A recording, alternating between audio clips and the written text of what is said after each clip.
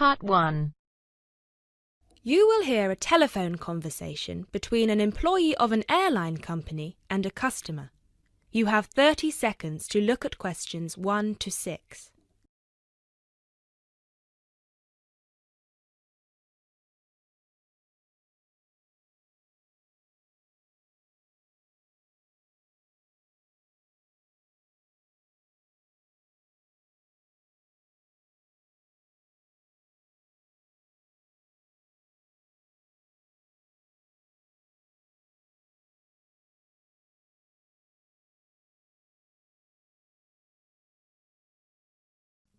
GB Airlines, this is Kyle speaking. How can I help? Hi, my name is Matt Walsh. I'm calling on behalf of Mr. John Sparrow to claim expenses for a delay in his flight last week. Good morning, Mr. Walsh. Thank you for calling. Could you please tell me the flight number and the date of departure? The date of departure was the 24th of January, 2016. I'm afraid I don't have the flight number in front of me at the moment. Okay, that's all right. One moment. Could you tell me where was Mr. Sparrow departing from? He was departing from Athens. Is that Athens, Greece or Athens, Georgia? Athens, Greece. Right. And what was the destination? It was Heathrow, London. Right. We've got 2 flights from Athens to London Heathrow on the 24th of January 2016. Was it the 3:25 p.m. flight or the 9:45 p.m.? It was the later one, 9:45. Okay, so the flight number is GB1011. Right, okay. Okay, yes. I can see that Mr. Sparrow's flight was cancelled and he was booked on the next flight on the 25th of January at 3:25 p.m. Is that correct? Yes, that is correct. According to our system, one of my colleagues spoke with Mr. Sparrow on the phone on the 24th to inform him of the cancellation and offered to book a hotel for him for the night, but Mr. Sparrow preferred to book one himself. Yes, because he didn't want to stay near the airport, as the next flight was in the afternoon. Yes, of course. Could you tell me which hotel he stayed at? Yes, he stayed at the Hypnos Hotel. Oh, could you spell that for me? Of course. That's Hypnos. Right. Thank you for that. And could you please tell me how much the total cost was for the night? Sure. It was €73. Right. Do you have a copy of the receipt for that? Yes, of course. Would you like me to send it to you? Yes, please. Can I email a picture of it to you? Absolutely. The email address is refunds@gbairlines.co.uk. Great, thank you. No problem. Were there any other expenses you wish to claim? Actually, yes. There was also the taxi ride to the airport and the taxi ride back the next day. Right. And what was the total cost? The first taxi ride was €53 and the second one was 42, so 63, 73, 83. Yeah, so the total was €95. I'll send you the receipt for those as well. Thank you. Are there any other expenses? No, I think that's it.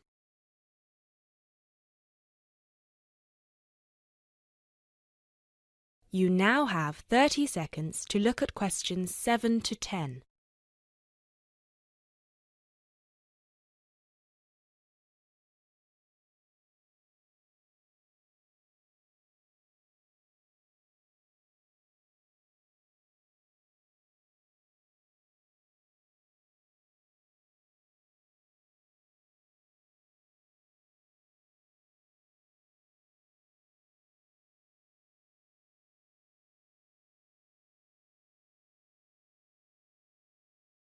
Excellent.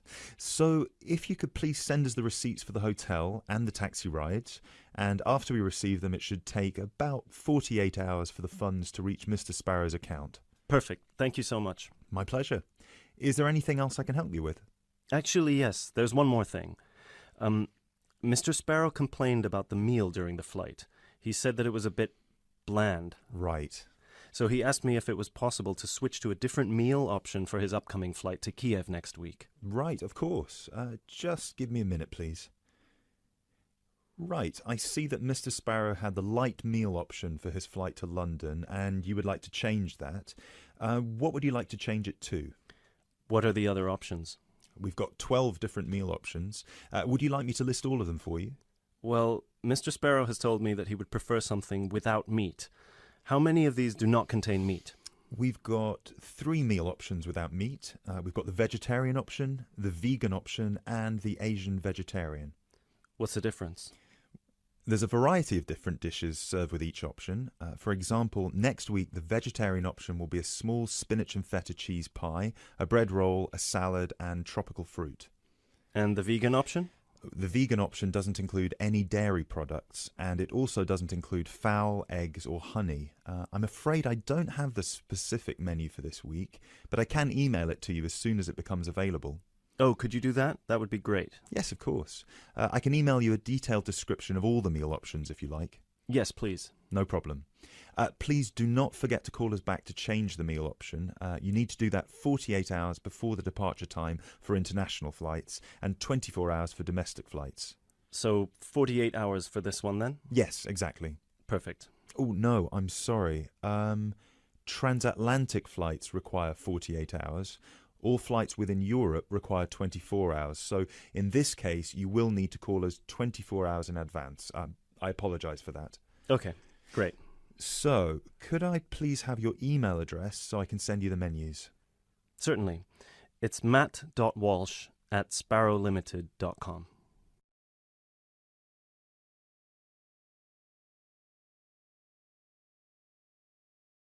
That is the end of part 1. That's the end of section 2. You now have half a minute to check your answers.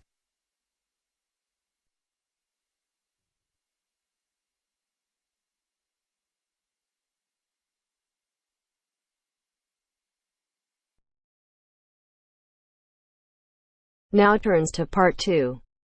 Part 2. You will hear a talk about safety in different regions. First, look at questions 11 to 14.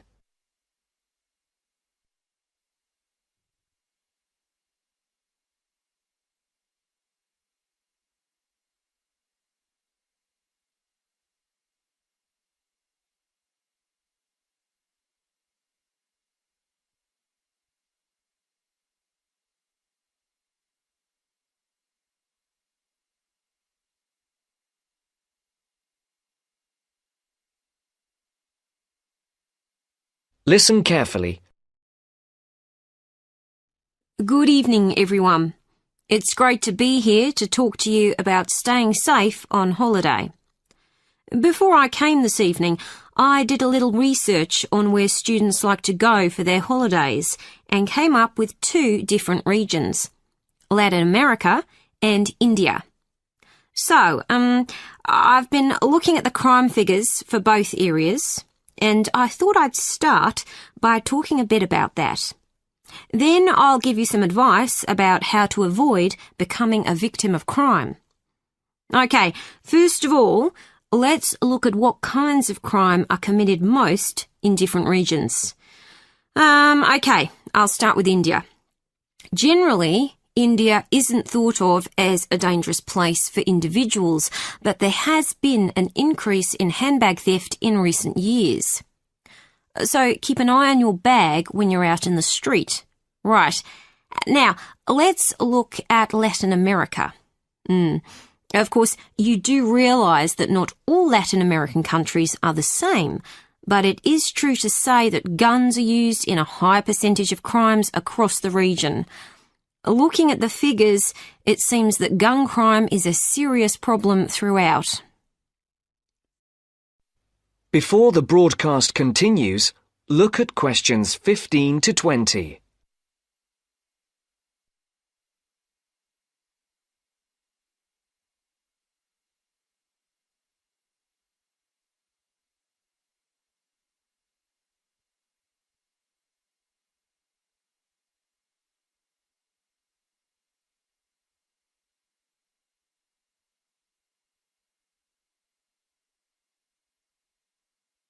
You will now listen to the second part of the talk. I can see some of you are thinking that it all sounds rather dangerous, but I know lots of people who've been there and had a really great time.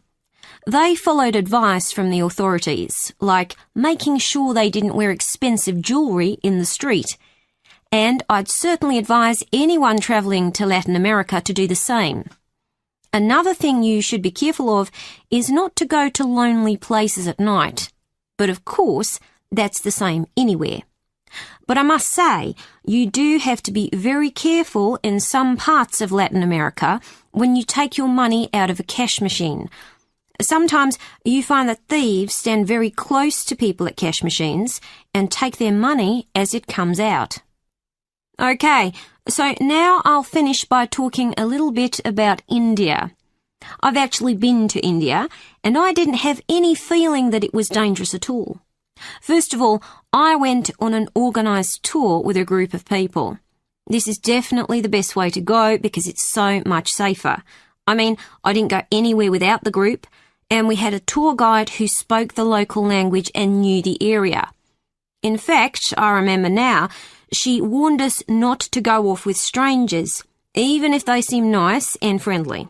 But again, you wouldn't do that at home either, would you?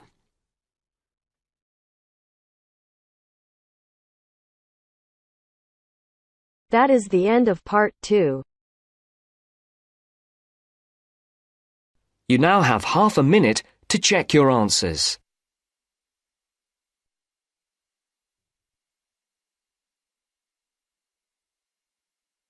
Now turns to part 3. Part 3.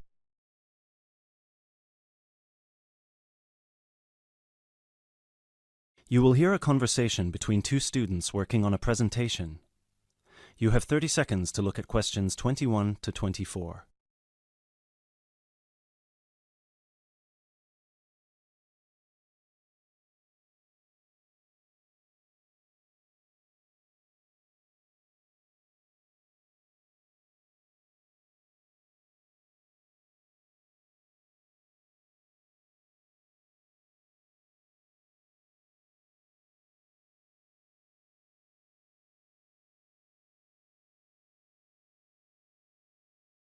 Hey Chris, thanks for coming. Are you ready to practice our presentation for tomorrow? Yeah, just give me a moment to switch on my laptop. There we go. Okay, what do you think? Wow, that actually looks really nice. Well done. So I've put the title up here in the middle, Reasons People Move Out of Their Parents' Homes. I thought we could start with the general graph outlining why people fly the nest at any age, and then we could break it down to age groups and social or ethnic backgrounds before we get into how our findings fit into what sociologists say about leaving your parents' house and what the effects of the timing and the circumstances of your decision can be. that sounds good to me. So we can start with the bar chart here. Do you think they'll be able to read the tiny letters here? No, which is why we'll have to read them out to them. Okay, so we could take turns then. I'd start with bar A, which says that the number one reason that young people leave home is to go to college or university. Exactly. And then I'd go on to the second bar, which gives the number of people who said they felt smothered by their parents' control over their lives and decided to get their own house to avoid that. Right.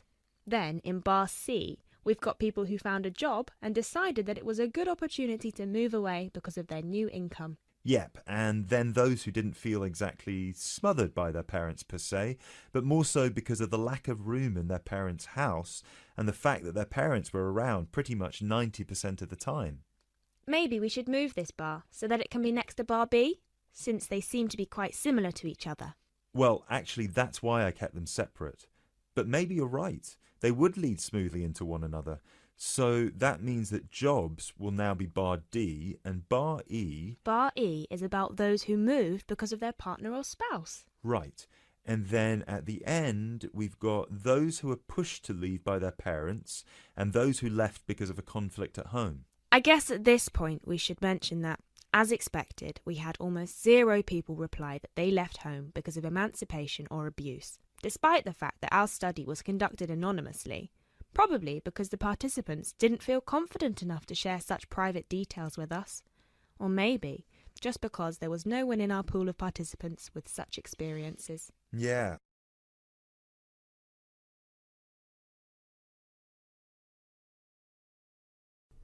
Before you hear the rest of the talk, you have some time to look at questions 25 to 30.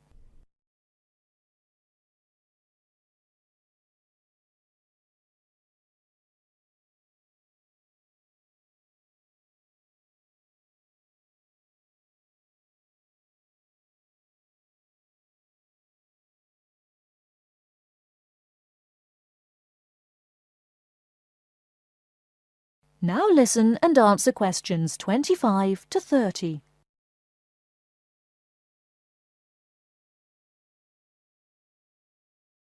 So then we can break it down to age groups and show these 4 different graphs for our 4 age groups. Under 18s, 18 to 20, 21 to 24 and 25 and above. Shall we take the graphs by age, or should we start with the second group? What do you think? Because we haven't got that much data on under 18s, and starting with 25 and above would also feel a bit strange to me, seeing as it was our second smallest group, and most participants were between 18 and 24 when they moved out of their parents' home. Yeah, you're right. Perhaps we should start with our 2 biggest groups and then move on to the other 2. So, you can present 18 to 20, and I can present 21 to 24. And then we can maybe present the other 2 groups together. I think it's best if we present them separately, since the findings are so different. Yeah, I guess you're right. So, I can present the under 18s, and you can present the 25 and over. Perfect. Or, wait, should we do it the other way round, so it flows more naturally? Yeah, sure. And then we can include a brief note at the end for those who haven't moved out yet. Yeah, great.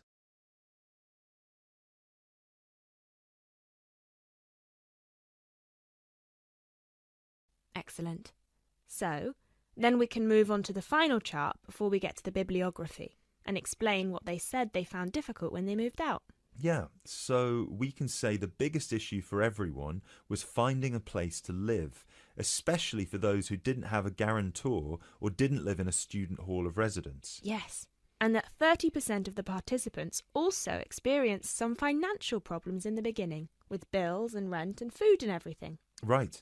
Then an even larger number reported that they didn't expect to miss their family that much, but ended up visiting their parents' home often just to see them and spend some time with them.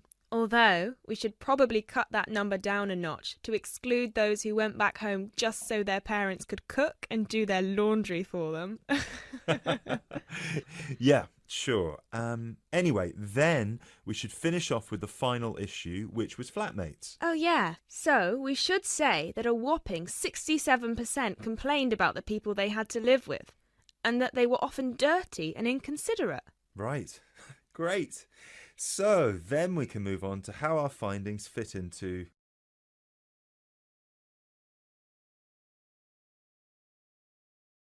That is the end of part 3. You now have half a minute to check your answers.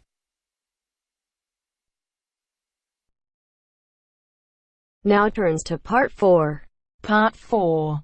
You will hear an orientation lecture on sports therapy. First, you have some time to look at questions 31 to 40.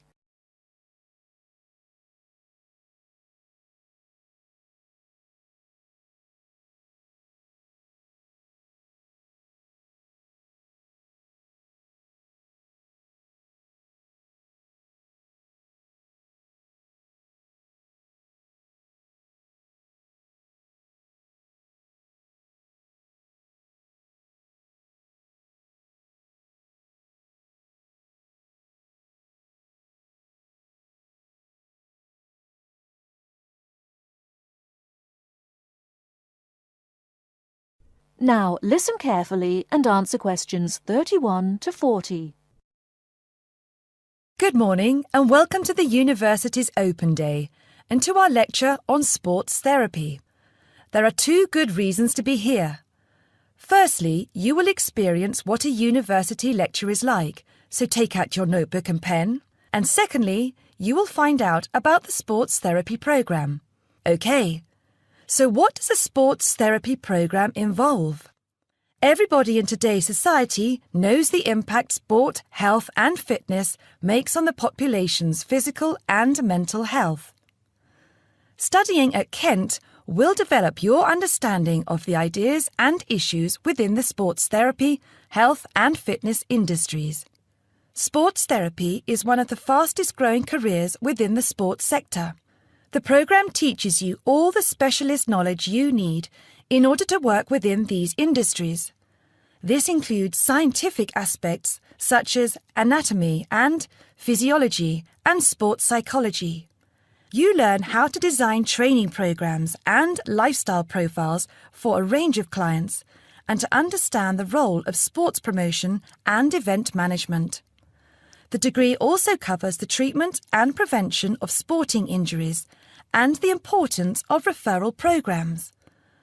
There will be a full description of these subjects for you available at the door when you leave this lecture. Now, just to talk a little about teaching and assessment.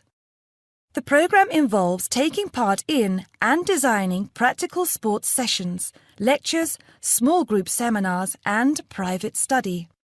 On average, you have 6 lectures, 3 practical sessions and a 1-hour-long seminar per week, and you also spend additional time developing your coaching and theoretical knowledge in real-life situations.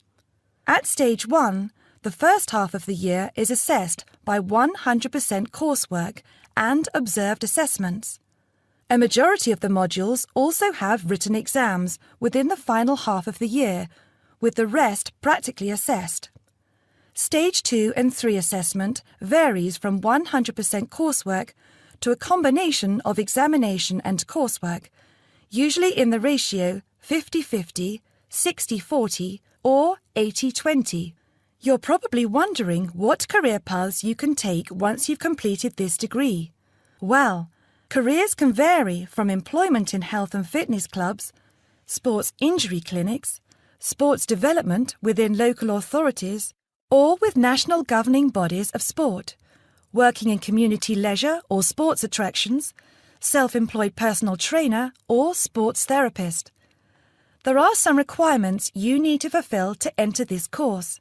International students can qualify with the following: school certificates and higher school certificates awarded by a body approved by the university, matriculation from an approved university with a pass in English language at GCSE O-level or an equivalent level in an approved English language test, passing one of Kent's foundation programmes, provided that you meet the subject requirements for the degree course you intend to study, or an examination pass accepted as equivalent to any of the above. In order to enter directly onto a degree course, you also need to prove your proficiency in English, and we ask for one of the following: average 6.5 in IELTS test, minimum 6.0 in reading and writing, Grade B in Cambridge Certificate of Proficiency in English, Grade A in Cambridge Advanced Certificate in English,